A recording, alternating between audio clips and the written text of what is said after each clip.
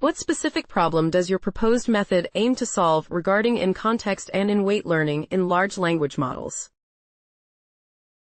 The proposed method aims to solve the problem of understanding how the distributional properties of data influence the emergence and interaction of in-context learning, ICL, and in-weight learning, IWL, in large language models, LLMs.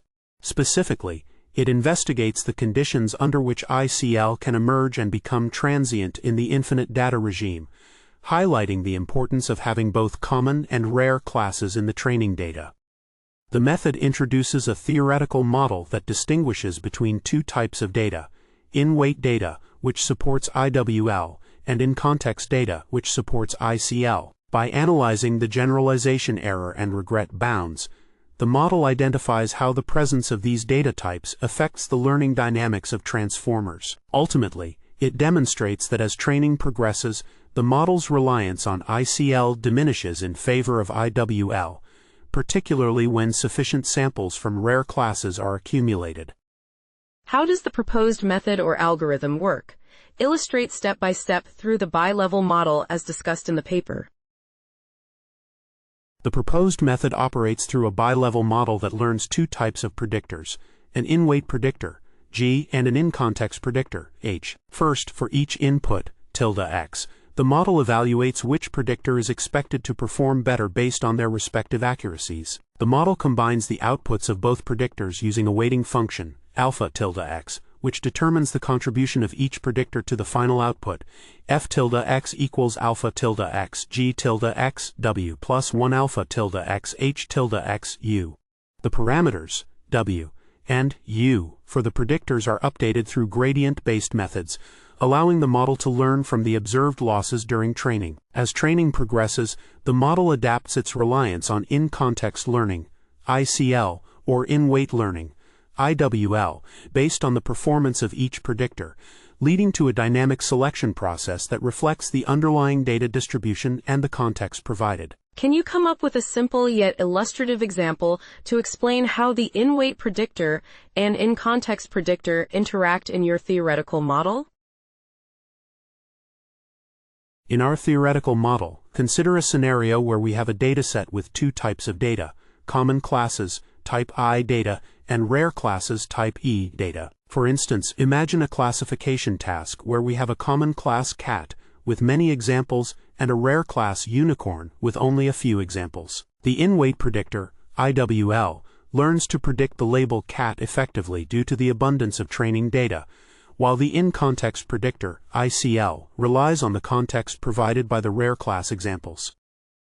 Initially, when the model encounters a query related to unicorn, it may utilize the ICL to make predictions based on the context of the few available examples. However, as the model is trained further and accumulates more examples of unicorn, the in-context data transitions into in-weight data, leading the model to favor the IWL for predictions. This interaction illustrates how the model dynamically shifts between ICL and IWL based on the availability of training data, as described in the paper. What significant theoretical or practical benefits does your method provide compared to previous approaches in understanding ICL and IWL? Our method offers significant theoretical benefits by providing a simple model that elucidates the conditions under which in-context learning, ICL, and in-weight learning, IWL, emerge and interact, particularly in the context of data distributions with common and rare classes. We demonstrate that ICL can emerge from a distribution with a long tail of rare classes, while IWL becomes more effective as the number of samples increases, aligning with empirical observations. Practically, our findings bridge the gap between theory and real-world applications by showing that fine-tuning a large language model, such as Gemini Nano 1, can lead to a reduction in ICL capabilities when the model relies heavily on IWL. This highlights the transient nature of ICL in practical scenarios, where the model's reliance on memorized data can overshadow its ability to generalize from context. Overall, our approach provides a clearer understanding of the dynamics between ICL and IWL, offering insights that can inform the design of more effective learning algorithms in both synthetic and real-world tasks. How did you validate or test the effectiveness of your method? What datasets and metrics were employed to assess performance? To validate the effectiveness of our method, we conducted experiments using both synthetic classification tasks and the omniglot dataset, which contains images of handwritten characters. In the synthetic classification experiments, we manipulated the data distribution by varying the proportions of high-frequency and low-frequency classes, as well as the relevance of context, to observe how these factors influence the emergence and transience of in-context learning, ICL, and in-weight learning, IWL.